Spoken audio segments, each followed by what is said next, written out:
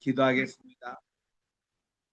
하나님의 은혜와 사랑을 진심으로 감사드립니다. 지난 한 주 동안 저희들 있는 처소에서 지켜주시고 사역장에서 함께 해주시고 저희 가정을 지켜주신 주님, 오늘 또 이렇게 저희들이 정한 시간에 또한 이제 귀한 기독교 교육학 또 이제 종강을 앞두고 귀한 이제 강의를 오늘 또 시작하겠사오니 하나님 오늘도 좋은 복된 시간 되게 도와주시고 저희들에게 깨닫는 지혜 허락해 주시옵기만을 예수님의 이름으로 기도드립니다. 아멘. 오늘은 우리 기독교 교육학의 발전에 대해서 말씀을 드리겠습니다. 기독교 교육학이 이게 학문으로 정착되고 발전된 것이 그렇게 오래되지가 않습니다. 짧은 역사 가운데서 많은 이제 발전을 했다고 이제 볼 수가 있는데 그 내용을 오늘 이제 살펴보도록 하겠습니다. 먼저 우리 메리 보이스라는 분은 1947년생이시니까 뭐 그렇게 나이가 많지는 않습니다. 내년이 이제 여든이 되는 분이신데 예수님과 마리아 성령 수도원에 거하는 분이고 뉴욕 유니온 신학대학에서 기독교 교육학을 강의하고 계십니다. 이 보이스 박사님의 그런 강의의 책에는 기독교 교육의 역사의 체계적, 학문적 탐구는 불과 1세기 전부터 시작이 되었다. 이렇게 평하고 있습니다.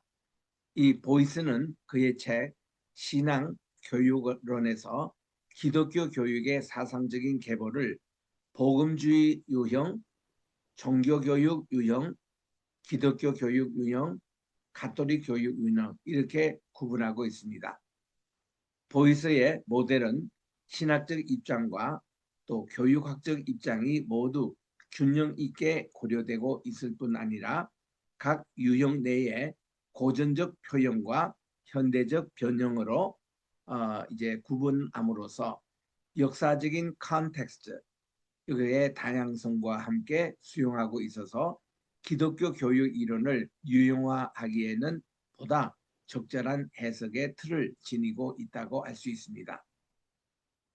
이분은 만남의 기독교 교육 사상 굉장히 중요하게 여기는데 우리는 교육이 하나의 만남의 현장으로 우리가 이것을 분석합니다. 회심 이론, 복음주의적인 회심 이론과 양육 이론 사이의 긴장 관계를 회심과 양육을 통해서 제자와의 초점을 두고 있습니다. 쉽게 말하면 회심 이론이라는 것은 사도 바울처럼 다메섹 도상에 가다가 그가 주님을 이렇게 만난 그런 체험, 이거를 영어로 트랜스포메이션 이 모먼트라 그렇게 얘기합니다. 트랜스포메이션, 그러니까 갑자기 이렇게 회심이 되는 그런 순간이죠. 이거를 이제 초점으로 맞추고 있는 그런 이제 회심 이론과 또 양육 이론은 우리가 이제 배웠던 디벨롭먼트 디어리, 이렇게 나이에 따라서 이렇게 뭐 유아기 또 아동기 또 청소년기 청년기 이렇게 나이에 따라서 이렇게 발전되어 가는 그런 이제 형태의 교육 그 형태를 말씀하고 있는 것입니다. 그래서 이것을 가지고 회심과 양육을 통해서 제자와의 초점을 두고 이 만남과 관계를 교육 구조의 기본 틀로 삼고 발전시킨 기독교 교육 이론이라 할 수 있습니다.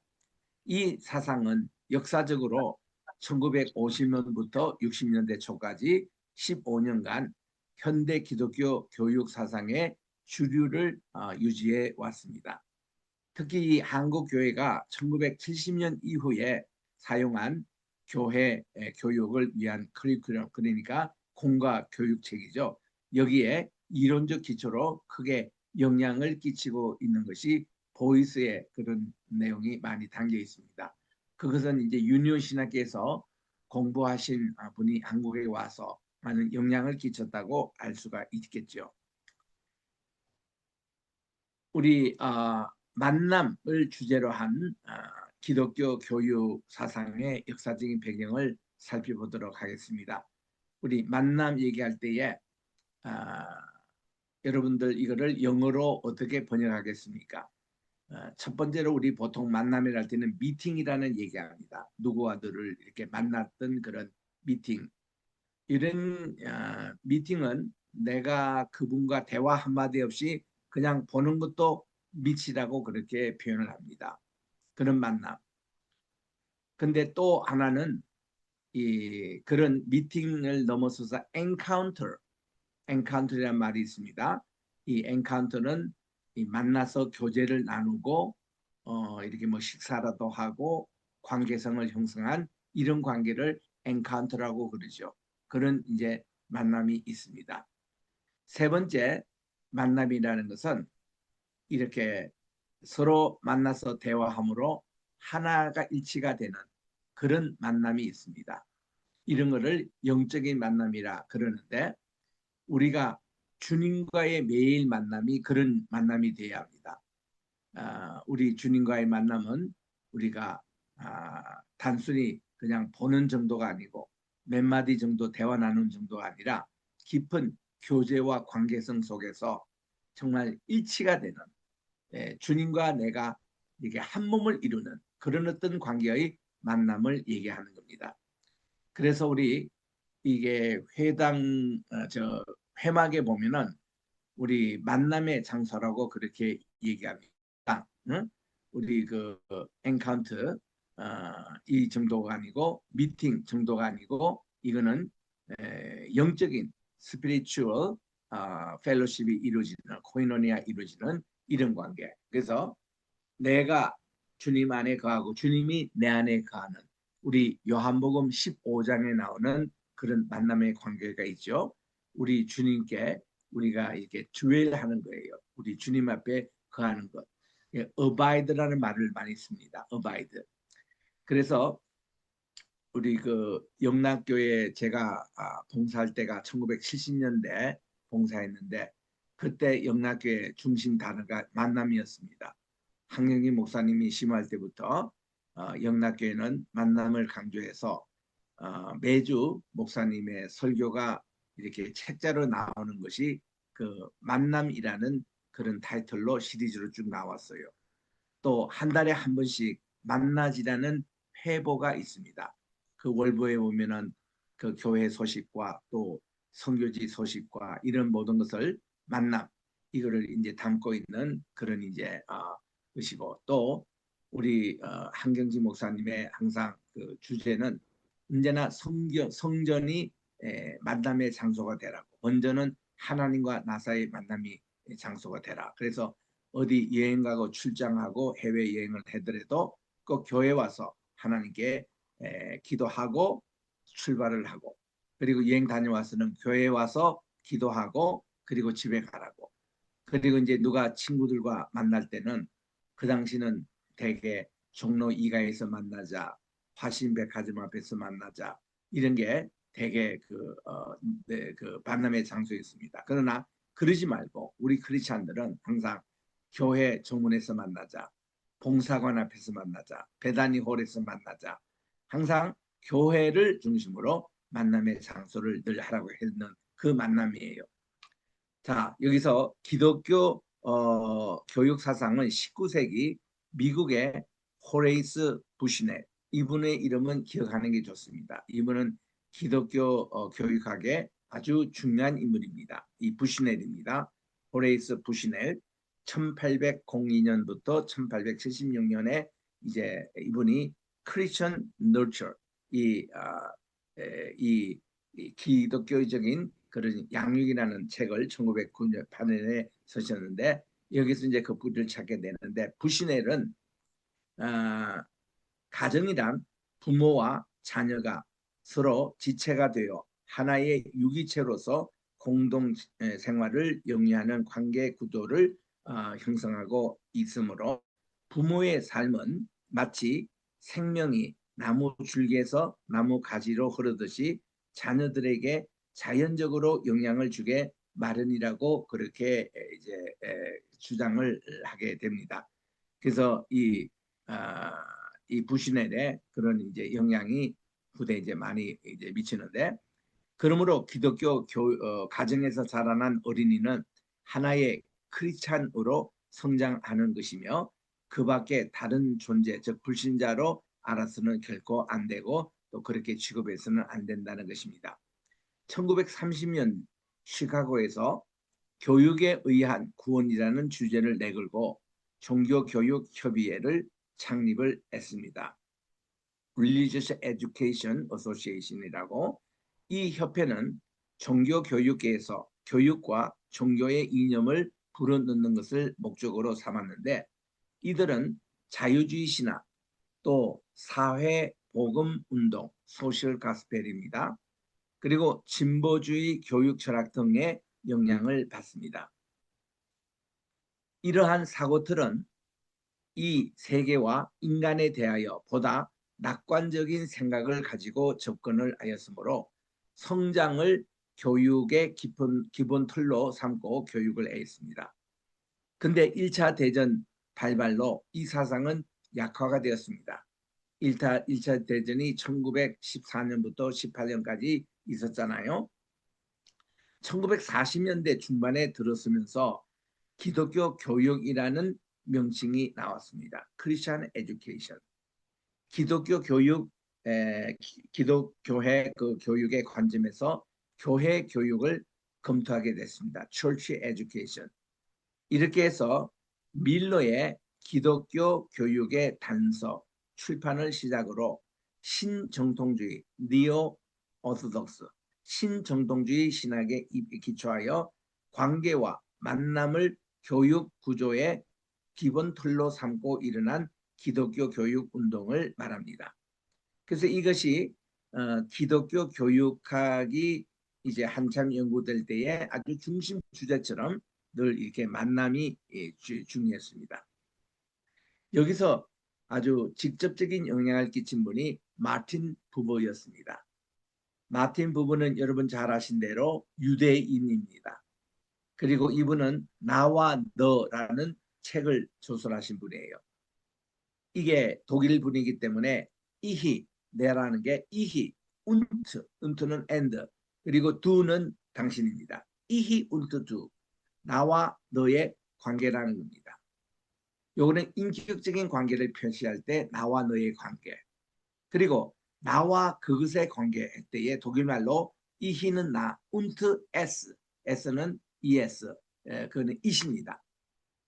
I and it, it이냐 I and you냐.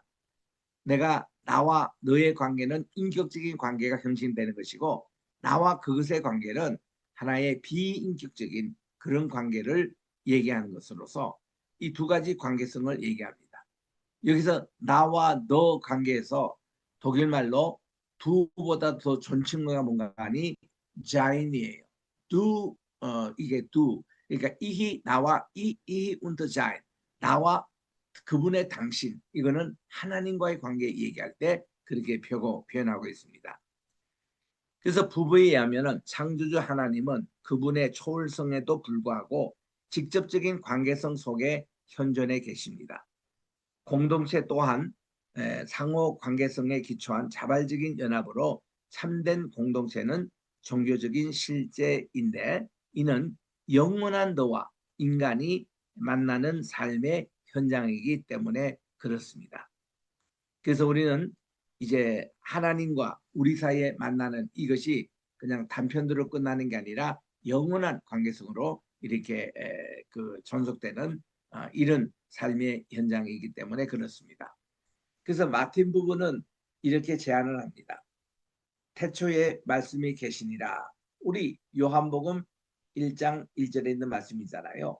그거를 이분은 태초에 관계가 있었느니라 이렇게 제안을 합니다. 그리고는 이 모든 세상에 있는 것을 다 관계적인 입장에서 보는 겁니다. 하나님과의 관계, 또 우리 인간과 인간의 관계, 또 자연과 자연의 관계, 모든 것을 이렇게 관계로 이렇게 보는 것인데, 이것이 기독교 교육에 아주 큰 영향을 끼쳤습니다. 마틴 부부는 영원한 너를 만날 수 있는 구체적인 현실로 이끌어가는 것에 항상 관심을 가진다. 여기서 영원한 너라고 번역하는 것보다는 영원한 당신입니다. 영혼자 당신. 우리들이 이게 신앙생활이 하나님과의 만남이에요. 그리고 이 만남의 교제가 계속 나가는 겁니다. 그러기에 이 부부에 있어서는 나와 너의 관계 구조가 나와 그것의 관계 구조에 항상 선의합니다. 인격적인 관계. 나와 그것은 그냥 비인격적인 그런 관계죠. 아무 나하고는 상관이 없는 일입니다. 인간은 세상과의 관계성 속에서 독백의 삶과 대화의 삶 중에 하나를 염려하게 되는데 대화의 삶과 독백의 삶을 구분짓는 기본적인 특징의 하나가 에로스, 사랑의 표현이라고 그렇게 주장하고 있습니다. 마틴 부부는 영원하신 당신, 또 전적인 현존으로서의 하나님을 이해합니다. 그분에게 있어서는 인격적인 하나님은 바로 사랑하시는 자이시며 사랑받기를 원하는 분이라는 것입니다. 이러한 사랑은 아가페의 사랑 혹은 히브리 말로는 아하브의 사랑. 이 사랑은 바로 오로지 하나님께서 역사 전체를 통하여 그분의 백성을 향해 행동하시는 방식에서만 보여지는 것입니다. 이런 부부의 세계관에 있어서 계시는 부르심과 보내심이라는 두 단어로 요약될 수 있습니다. 계시는 현재성으로 경험이 되며 현재 안에서 확정되기를 요구합니다. 그러므로 계시는 하나님의 본성에 관한 절대적인 추론의 기초가 될 수 없습니다. 될 수는 없습니다. 이러한 힘 있는 현재가 드러나는 때는 만남의 순간에서부터 시작이 됩니다. 부부 사상의 결정적인 문제는 기독론을 나와 당신의 관계, 이 개념에 연관시키는 일입니다. 말씀이 육신이 되어 우리 가운데 거하심에 우리가 그 영광을 보니 아버지의 독생자의 영광이요 은혜와 진리가 충만하더라. 이 하나님의 이 성육신 사건이 하나님과 우리 사이에 관계를 맺어주는 일이라고 그렇게 봅니다. 예배도 그렇습니다. 매주마다 반복되는 예배를 통해서 우리는 하나님과의 우리의 관계를 확인하고 또 이 관계를 더 깊이 하고 이 만남을 더 이렇게 구체적으로 하는 것이 예배의 목적이요 또 예배의 효과라고 얘기하고 있습니다. 부부는 기독교 신앙에 대해 매우 비판적입니다. 그는 지적이고 독실한 유대인의 관점에서 기독교 신앙을 보고 있기 때문에 기독교 신앙이 굉장히 약하다는 거죠. 부부는 대화적인 관계를 헬라적 세계관의 이원론을 갖고 있지 않는 세계관 위에 기초하고 있습니다. 이게 헤브라이즘, 바로 그 성경에 나오는 히브리 사상 거기에 입각해서 오는 그런 이제 그 관계성을 말합니다.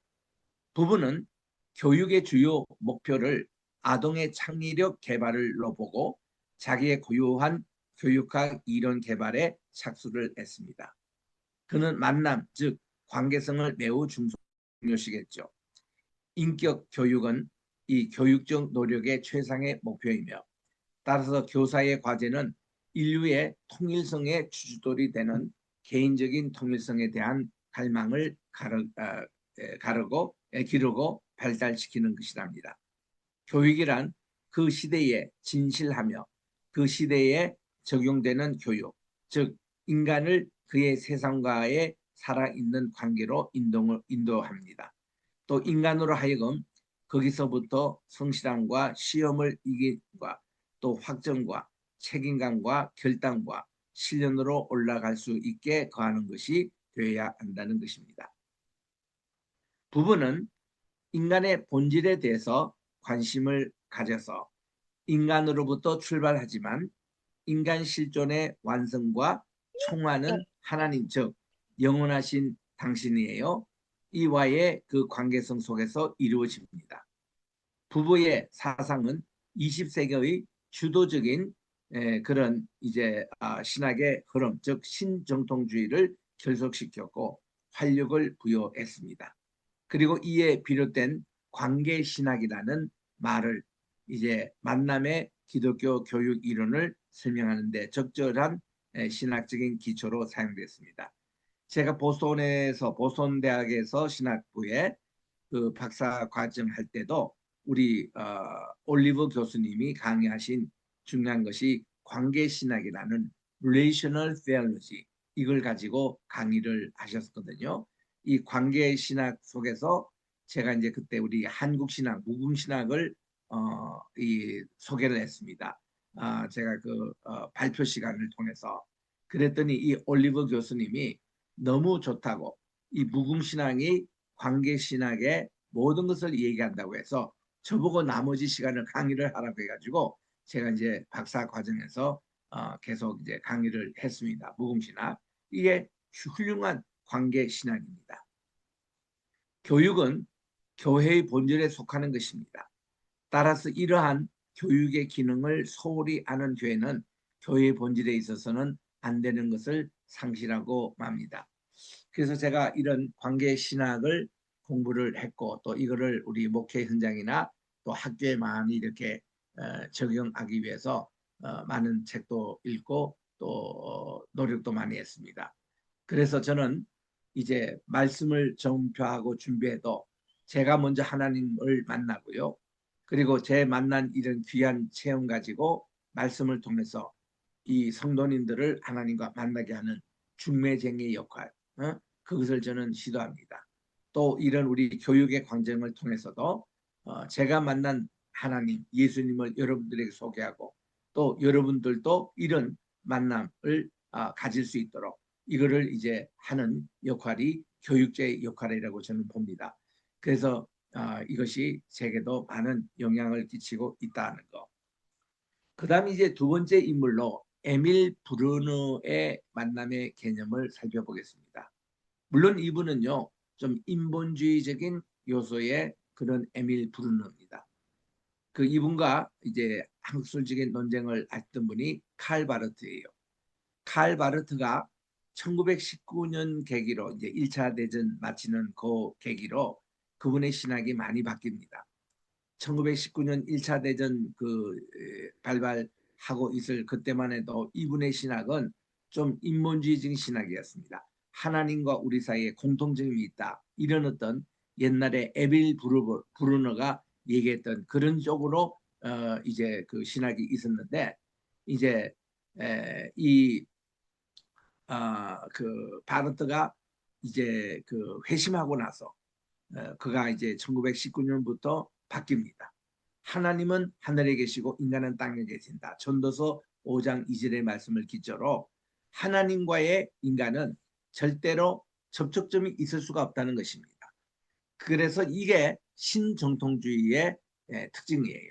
이게 이제 칼 바르트의 신학이었고요. 그래서 이 에밀 브루노와 칼 바르트가 유명한 역사적인 신학적인 논쟁을 1930년대 합니다.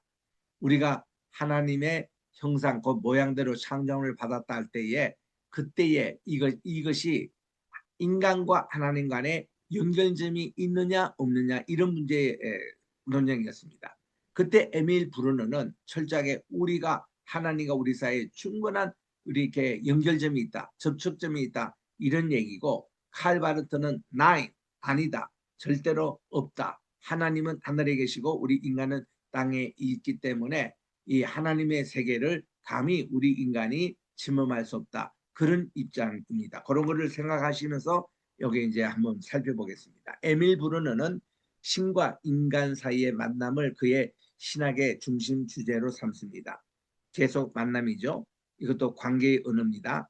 관계의 언어의 언어를 결정적 언어로 강조했고 하나님의 계시하시는 과정에 강조점을 둡니다. 그에게 있어서의 만남, 즉 하나님과의 만남은 진리로 초과학적인 만남으로서의 진리는 인간을 참된 인간으로 발견하도록 도와주는 유일한 진리라고 얘기합니다. 브루너는 만남의 개념을 분석함에 있어서 역사, 즉 하나님의 말씀, 즉 인격성, 사랑, 도덕 이런 범주를 사용해서 하나님과 우리 사이에 이런 만남이 가능하다는 것입니다.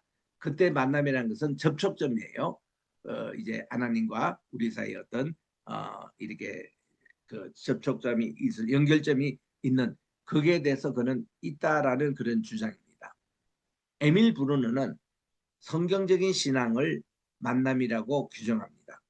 그에 의하면 신앙은 첫째 되고 가장 중요한 하나의 관계이면서 동시에 그것은 물론 특별한 그런 관계라고 합니다. 신앙의 진리는 고독하게 사고하는 사람에게 의해서 발견되는 것이 아니고 활동하시고 고통을 받으시는 하나님을 만난 사람에 의해서 발견이 됩니다. 이 만남은 실존적 참여를 필요로 합니다. 왜냐하면 신앙의 진리는 참여에 의해서만 이해될 수 있기 때문입니다. 브루너에 의하면 만남을 이해하기 위해서는 신앙을 이해하는 것이 필요하다고, 동시에 신앙을 이해함으로써 만남의 개념이 이해되어지는 것입니다. 그러니까 이런 어떤 내용은 한때 자유주의 신앙이 판칠 때는 굉장히 이게 먹혀 들어갔던 얘기입니다. 신정통치는 너무 이거는 딱딱하자, 너무 하나님 중심으로 나가기 때문에 좀 인간미가 떨어진다 할 그 당시 세계에서는 이게 브루너, 에밀 브루너의 이런 사상들이 좀 멋있게 보였던 것입니다. 즉 신앙이란 만남에 의해서 형성되어지고 일정한 행동에 의해서 성취되며 또 일정한 존재 상태에 의해서 특정 지어지고 일정한 전제 조건 위에 근거하며 일정한 동력에 의해서 동기가 유발이 되고 유지되는 친교 안에서의 관계라고 합니다. 그는 기독교 교육을 교수, 학습, 교수 학습 과정, 커리큘럼 구조 속에서 파악하고 있습니다. 그 기독교 교육을 발전시키는 데는 에밀 브루노가 그 파트는 또 공헌한 바가 있습니다.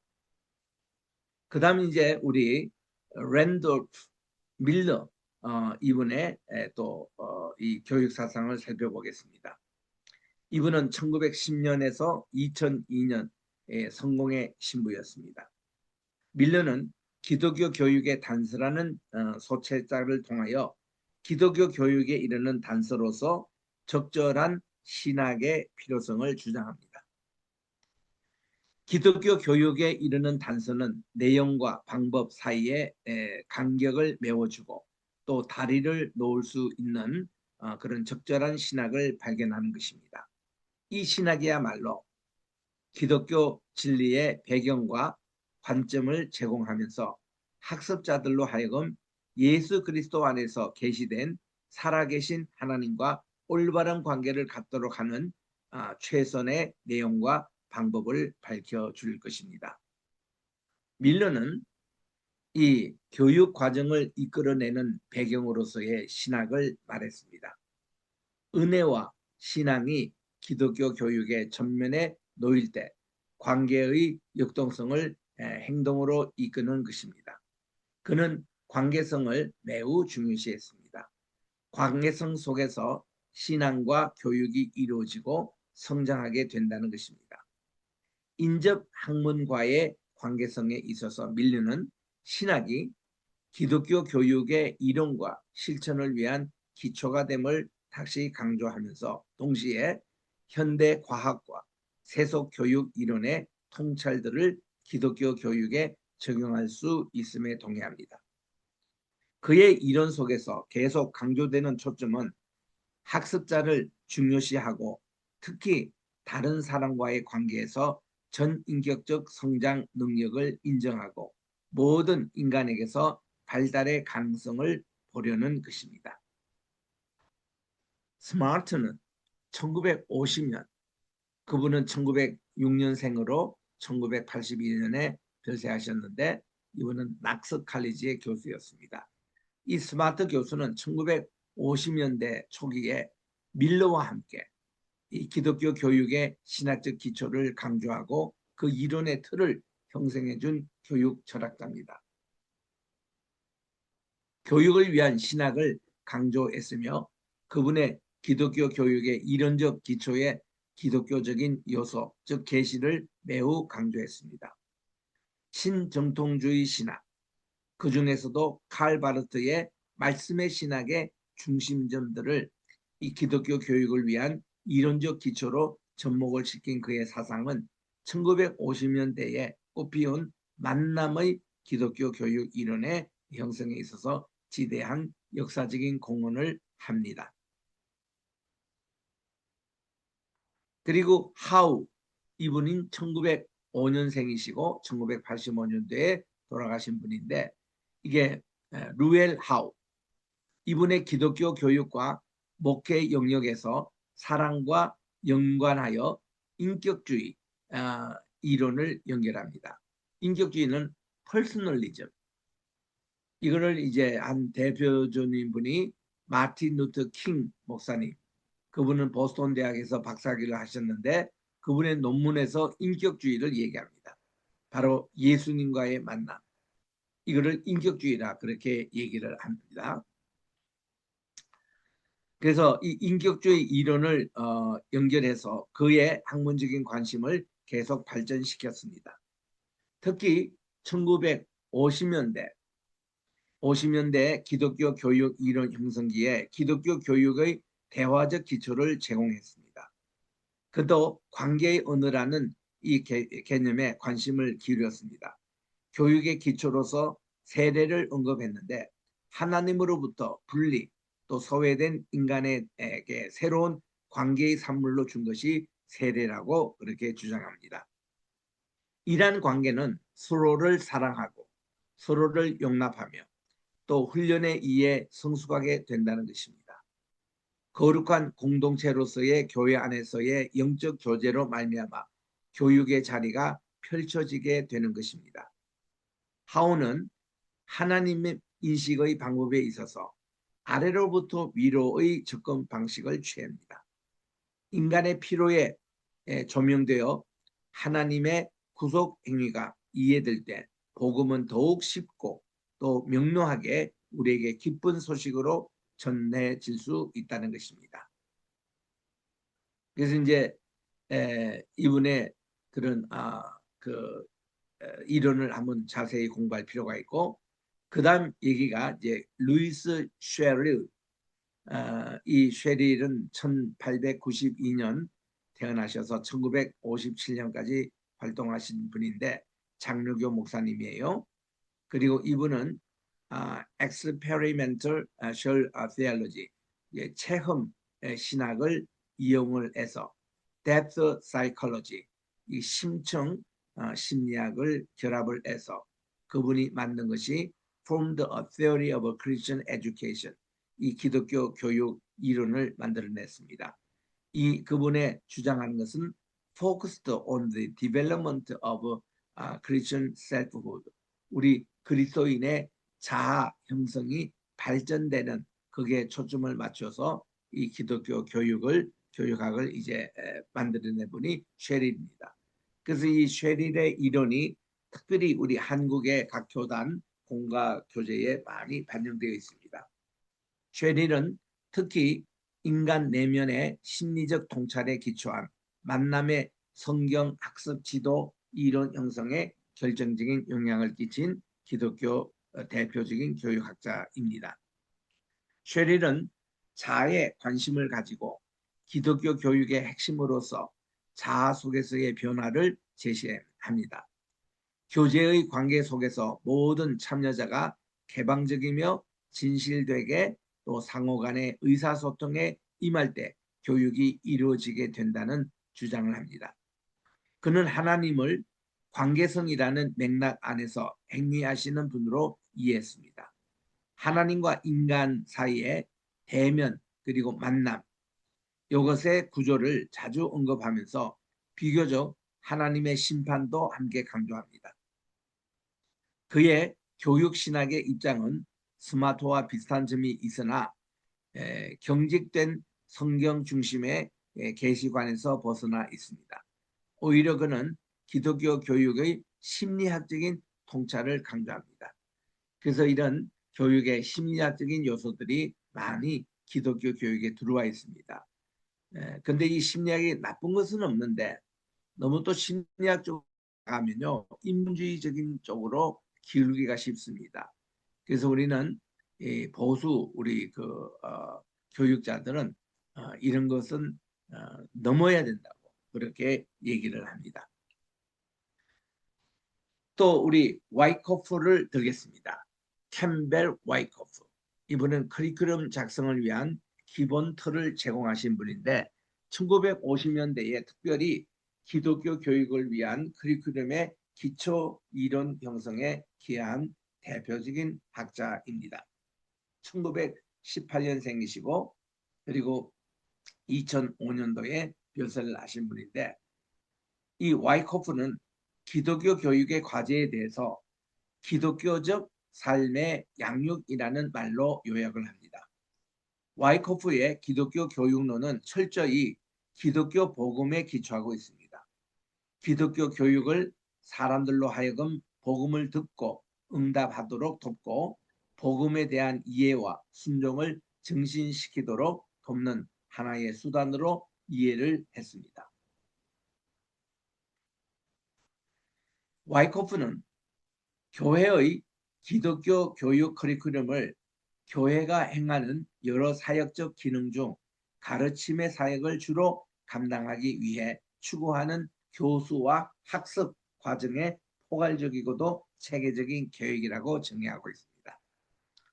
그는 커리큘럼 설계에 있어서 연계성과 융통성을 고려해야 함을 제안합니다. 커리큘럼 이론에서 여러분 뭐 커리큘럼을 아시는 대로 공과 교육 그 교과서입니다. 그리고 우리 교재들을 얘기합니다. 이런 것이 다 이렇게 된 커리큘럼. 그래서 우리 교육 현장에서는요.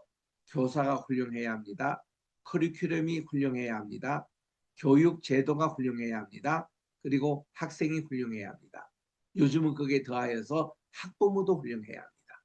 그래야 이 전체적인 이런 교육이 잘 이렇게 진행이 되는데 커리큘럼 이론에서 성경과 신학의 기능에 대한 와이코프의 견해에 의하면은 커리큘럼에서 성경의 위치는 기독교 교육에서 가르쳐 사용되어야 할 교리들을 위한 규범이요 표준입니다. 만남의 개념은 에밀 브루너의 교의 신학을 요약하는 간단하면서도 복잡한 용어입니다. 브루너의 만남 개념의 측면들을 고려해 볼 때 기독교 교육은 하나님의 인간과의 대면과 인간의 하나님과의 만남의 책임을 다하도록 양육되고 교육되어지는 체계적이고도 질서 있는 과정을 묘사할 때 쓰는 말입니다. 이러한 만남과 관계 속에서 인간은 하나님 나라 건설의 성숙한 행위자가 되어 갑니다. 그 다음에 이제 우리 큰 또 한 챕터로서 만남의 기독교 교육의 중심 이론이라는 요 항목을 살펴보겠습니다. 먼저 교육의 규범으로서의 신학입니다. 만남의 이론에 기초한 기독교 교육 지도자는 그의 교육을 위한 이론적 기초로서 자신의 신학적 가정들을 설정하고 그것에 대한 올바른 인식과 함께 교육 실천과의 관련 속에서 자신의 신앙을 구체적으로 표현할 수 있어야 합니다. 여기서 이제 로버트 벨케는 기독교 학습 이론을 위한 신학의 기본 구조로서 계시, 인간, 교회, 성령, 성신 이 네 가지의 기본 요소를 신정통주의 신학의 입장에서 제시를 했습니다. 그러니까 보수적인 그런 신학의 그런 커리큘럼이죠. 기독교 교육의 궁극적인 목적은 한마디로 복음에 기초한 하나님과의 관계 형성입니다. 곧 신앙 관계 이거예요. 그것은 인간의 입장에서 정의되어야 합니다. 이 말은 신앙의 본질에 대해 보다 더 올바른 이해를 해야 할 과제를 의미합니다. 기독교 신앙은 예수 그리스도의 성육신 사건을 인간 역사 속에 드러내신 하나님의 말씀으로 이해해야 하는 것입니다. 하나님과 인간, 신인 관계입니다. 만남의 장이요. 또 교육 행위가 이루어지는 이 기독교 공동체는 하나님의 말씀이 선포되고 성례전이 집행되는 교회를 주로 의미합니다. 그래서 쉐릴은 코이노니아, 하나님과의 우리와의 교제, 즉 하나님과 사람들 사이에 서로의 만남이 주로 교회 안에 이루어지므로 코이노니아를 기독교 교육의 중심 자리로 보았습니다. 우리가 이제 교회 하면은 네 바퀴로 생각합니다. 두 개는 K로 시작하고 두 개는 D로 시작합니다. K로 시작하는 것이 뭔가니 캐리그마, 교회는 말씀 중심이에요. 캐리그마는 선포라는 뜻입니다. 복음을 선포하고 하나님 나라를 선포하고 예수 그리스도를 선포하는 이 캐리그마, 이거와 그리고 K가 코이노니아입니다. 하나님과 우리 사이의 교제, 또 우리 완전한 완벽한 그런 교제와 또 이렇게 교통이 이루어지는 이것이 코이노니아잖아요. 그리고 두 개 D입니다. D로 시작하는데 하나는 뭔가니 디다케. 디다케라는 게 지금 우리가 교육하고 있는 이 교육입니다. 교육. 이게 디다케예요. 교육이 우리 교회에서 얼마나 중요한지 모릅니다. 예수님의 3대 사역에도 teaching ministry 이렇게 교육의 사역이 있었습니다. 그리고 또 하나 D는 뭔가니 디아코니아. 서로 이렇게 발을 씻어주는 사역. 이거를 우리는 섬기는 사역이라고 합니다. 봉사라 그럽니다. 디아코니아. 그래서 2K, 캐리그마, 선포, 그리고 코이노니아, 교제. 2개 D, 디아코니아, 이렇게 섬김과 봉사, 서로 발을 시켜주는 거. 그리고 디다케, 이렇게 교육의 우리 지금 기독교 교육 공부하는 이 내용. 그 이래서 이 코이노니아를 기독교 교육의 중심 자리로 그는 보았던 것입니다. 쉐리를. 밀러는 교회를 하나님의 구속적인 은혜의 통로로 이해하면서 기독교 교육의 1차적인 목적은 구속의 공동체, 즉 교회 안으로 사람들을 하나로 결집시키는 일이라고 보았습니다. 아이들이 교회 활동에 참여하는 가운데 배움을 얻게 되고 이 교회 활동들이 복음의 영향력을 학습자에게 미치게 된다는 점에서 구속적이라면 기독교 교육은 교회를 통하여 일어나고 있는 것이라고 그렇게 정리해서 교회에서의 교육이 얼마나 중요한 것인가를 그렇게 강조했습니다. 만남의 기독교 교육 이론에서 관계는 교육의 핵심 용어가 됩니다. 밀러는 그의 관계신학에서 교회를 인격적 관계의 새로운 구조로 보았습니다. 그 이유는 하나님은 인간과 동떨어져서는 결코 개인과 인격적인 관계 속으로 들어오시질 않기 때문입니다.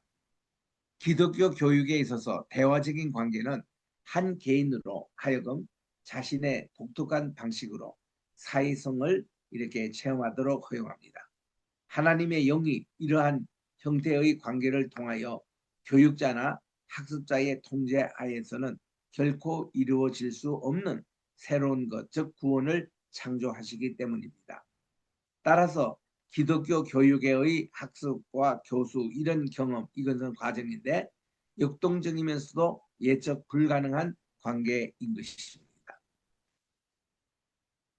이제 큰 타이틀의 또 제7장에서는 1950년대 미국 장로교회의 커리큘럼을 한번 살펴보겠습니다. 여기서 미국 장로교회라는 것은 PCUSA, 오늘날 Presbyterian Church in USA 이 커리큘럼입니다. 이때 큰 타이틀이 그리스도인의 신앙과 생활입니다. 이것이 우리 옛날에 한국의 공과 공부 교주대에서도 많이 나왔던 그런 이제 주제입니다. 여기에 보면은 신정통주의 신학의 관점을 교회 교육의 이론과 실제에 적용하려는 분위기를 타고 미국 내에서 새로운 신학에 근거한 커리큘럼 개발의 첫 번째 작품이 곧 1948년도에 완성한 이 미연합 장로교회의 그리스도의 신앙과 생활 커리큘럼이었습니다. 이 내용이 뭔가니 신앙과 실천이에요. 생활입니다. 이것이 이렇게 통일성을 이루는 이 커리큘럼은 예수 그리스도, 성경, 교회라는 세 개의 주제를 가지고 구성이 됐으며 이에 대한 작업은 교육과 신학을 같이 병행해서 진행됐습니다. 교재 집필자들로 성경과 신학 그리고 기독교 교육의 상호 대화를 통해 새로운 커리큘럼의 내용을 자료 속에 표현하게 됩니다. 이 커리큘럼은 사용 기간에 제약을 두도록 계획되어 있습니다. 교사들이 한 커리큘럼을 여러 번 사용하게 되면 그것에 대한 실정을 느낀다는 사실을 고려해서 최소한 2, 3년마다 새로운 집이나 또 수정 보완하도록 되어 있습니다. 그래서 2년, 3년 단위로 이것이 리뉴얼 다시 이렇게 평가가 되고 이것을 이제 쓰게 되어 있습니다. 또 우리 언약 생활 커리큘럼이 있습니다. 이 커리큘럼은 1950년대 후반에 미국 장로교회가 중심이 되어 개척교회로 알려진 5개 교단이 함께 참여하여 개발한 커리큘럼입니다. 특징적 요소를 살펴보면 첫째로 언약의 생활 커리큘럼은 계시 신학에 근거하고 있으며 둘째로 인간 이해와 관련해서 신학과 심리학의 관계에 대해서 언급하고 있으며 셋째로 교회 이해와 관련해서는 구속받은 공동체로서의 교회가 기독교 교육이 일어나는 우선적인 환경임을 명확히 표현하고 있습니다. 그리고 네 번째로 이 교재의 특징은 언약 생활 커리큘럼은 성인 교육의 중요성을 특히 강조하고 있습니다. 교육의 목적은 종전의 신자 모으기, 성도 모으기에서 온전한 신자 양육 이것으로 업그레이드하는 거예요. 그 여기에 강조점을 두면서 하나님의 자녀로서 세상 속에서 언약적인 삶의 관계가 유지가 된 헌신된 삶을 살도록 복음의 빛 안에서 이렇게 균형 있는 교육을 강조하고 있습니다. 교회에 속한 전 교인들이 들을 예배와 봉사의 일에 참여하도록 기회를 제공하다 보니까 더 교육적인 영향을 미치는 교회 생활과 그리고 또 교회 학교에서의 학습 방식을 재구성함으로써 만남과 관계를 기본 틀로 한 기독교 교육의 이론적 체계를 그대로 반영해 주고 있음을 봅니다. 그 다음 이제 오늘 이제 마지막 우리 볼 그런 말씀으로 결론 부분입니다. 만남의 기독교 교육 사상의 현대적인 변형을 살펴보겠습니다. 만남의 기독교 교육 사상의 특징을 한마디로 말하라 그러면은 회심과 양육에 기초한 제자화입니다. 예수님을 제자화로 삼는 예수님의 제자화 여기에 교육 목적을 둔 신학적인 접근 이론이라 할 수 있습니다. 먼저 계시 이해에 있어서 신정통주의의 신학의 입장을 교육 이론의 근거로 삼습니다. 하나님을 절대 우위에 두고 우리 하나님에 대한 확실한 이해, 하나님과의 만남 이것에 대해서 성경을 다시 기독교 교육의 중심에 가져왔고 교회가 그리스도인의 삶과 복음 전달을 위한 중요한 교육의 장임을 강조했습니다. 기독교 교육의 해석학적인 접근 이론은 단순히 성경 해석과 가르침의 분야에만 제한하지 않고 기독교 교육의 전체 맥락에 영향을 끼칩니다. 해석학적인 접근 이론에 의하면 기독교 교육은 신앙 공동체 전체가 참여하고 교사와 학생들이 역동적으로 참여한 자가 되고 역사적 전성과 현재 경험 그리고 미래 희망에 있어서 창조적인 신앙을 추구함으로써 지금까지의 교육론이 같이 해온 기본적 갈등을 해소하는 하나의 비전 있는 대안적인 모델로 평가가 됩니다. 그래서 우리 오늘 여기까지 공부를 하고요. 다음 시간은 마지막 시간입니다. 우리 종강 시간인데 종강신학은 우리 기말고사를 치르는 시간이에요. 그래서 우리 이 교재의 맨 앞에 우리 기말고사 10가지 문제가 나오지 않습니까? 요거를 제가 정답을 여기서 제시를 하겠습니다.